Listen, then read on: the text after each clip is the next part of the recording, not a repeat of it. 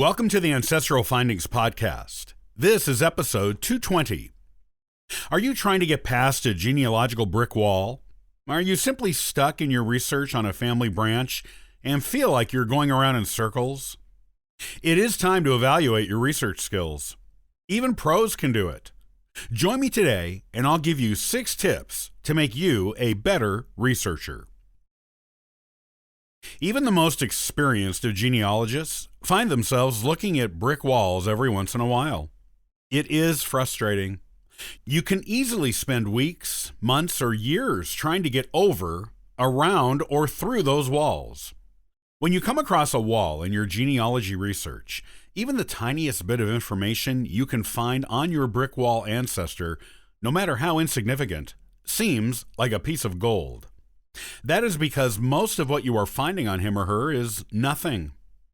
It may be possible that the information you are searching for truly does not exist, or at least it doesn't exist anymore, lost to a courthouse fire, dumped in a landfill, etc.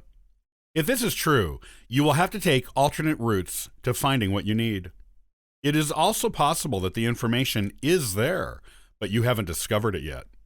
This is where taking your genealogical research skills to the next level can be invaluable. Here are 6 tips to help you become a better researcher, even if you are already at expert level. Even the best researchers can always improve their skills. Here's what to do to give you a better chance of getting past those brick walls and striking genealogical gold. Number 1, don't search multiple databases at once. It is quite tempting to do a search of all the databases on a genealogy website, like Ancestry.com or FamilySearch.org at once, because you normally get so many search results returned. However, the drawback to this is that you can get so many results that you miss that one crucial piece of information you need while sifting through them. It takes longer, but it is better and more effective to seek out the individual databases you want to use.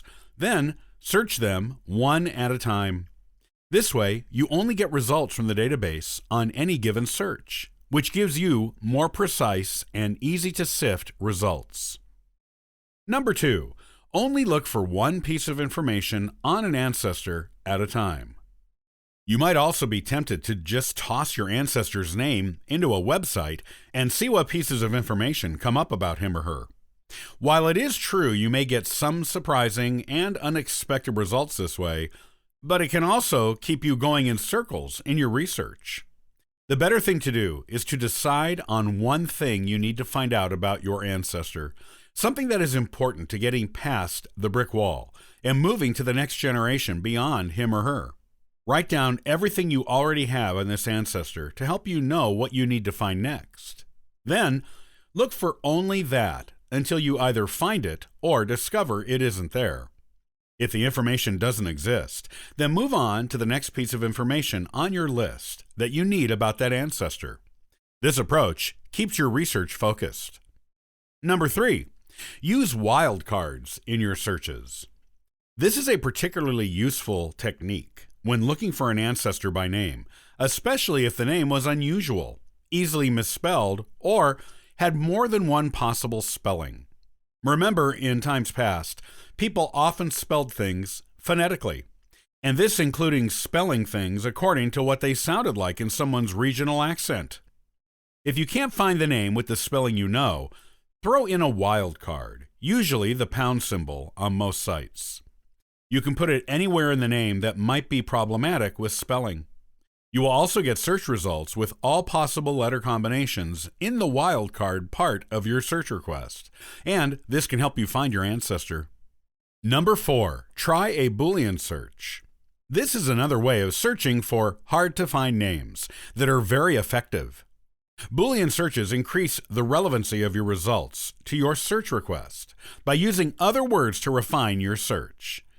And, in quotation marks, or in quotation marks, and not in quotation marks, are some of the most common refining words used in Boolean searches. If the database you are using has the Boolean feature, use it and see what you can find with it. You will be surprised at what is there.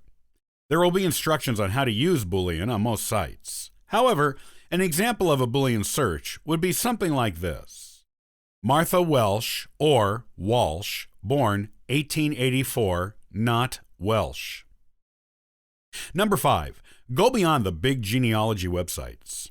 Contrary to popular belief, genealogy research is not all about Ancestry, Family Search, GenWeb, and Genealogy Bank. There are hundreds of smaller genealogy websites online, and some have information that can only be found there. Do a Google search for lesser-known genealogy databases, or do a Google search for your ancestor and see if it comes up in any databases you haven't heard of before. Then, go there to look for your ancestor. Number 6, don't limit yourself to the internet. Remember, just because there are millions, maybe even getting closer to billions, of genealogy records online, there are plenty that is still only available in person. You may have to go to the Historical Society, local archives, local courthouse, or town library where your ancestor lived to find the information you require to get past the brick wall. Don't forget the hundreds of local LDS family research centers around the world, which have records not listed on their website or anywhere else. And if they don't have what you need on site, they can order it on microfilm for you from their main branch in Salt Lake City, Utah. Most of these places have volunteers on site who are more than happy to help you find what you need and are more familiar with their office's search methods and records than you. Be sure to ask them for assistance if you need it. State archives may have what local ones do not. I once found a treasure trove of original documents from the late 1600s and early 1700s pertaining to a branch of my family at a state archives building. And I have never seen those records online or in print anywhere else, which means I am probably the only descendant who has bothered to look for them in person in centuries.